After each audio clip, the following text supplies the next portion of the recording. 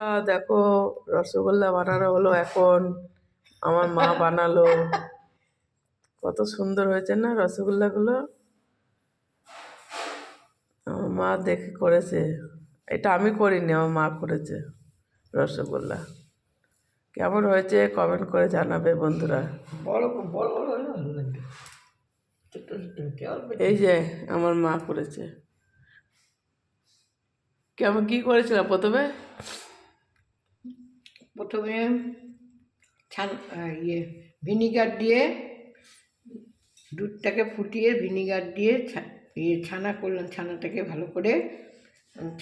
ভালো করে মুছিয়ে দিলাম। তারপরে ছানাটার মধ্যে দিলাম একটুখানি কি ময়দা আর একটুখানি কী বলে এটাকে অ্যারুট আর একটু চিনি দিয়ে ভালো করে একদম ঘষে ঘষে ডলে দিলাম। ডলে দেওয়ার পরে তারপর আস্তে আস্তে লিচি কেটে দু রকমের চিনির রস করেছি। একটা হচ্ছে শিরার রস, একটা হচ্ছে পাতলা রস। শিরার রসটার মধ্যে তারপর গোল গোল করে তারপরে ওর মধ্যে দিয়ে দিলাম। ফুটার পরে দেখলাম যে এটা সিদ্ধ হয়েছে নাকি। তারপরে ঠান্ডা, যেটা নাকি হালকা করে মিষ্টি দিয়ে করতে হয় জলটা, ওইটা করলাম। তারপর ওর মধ্যে ছেড়ে দিলাম। দারুণ সুন্দর হয়েছে দেখো বন্ধুরা।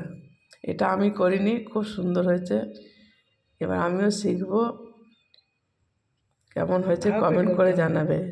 রাখি বন্ধুরা, বাই, টাটা।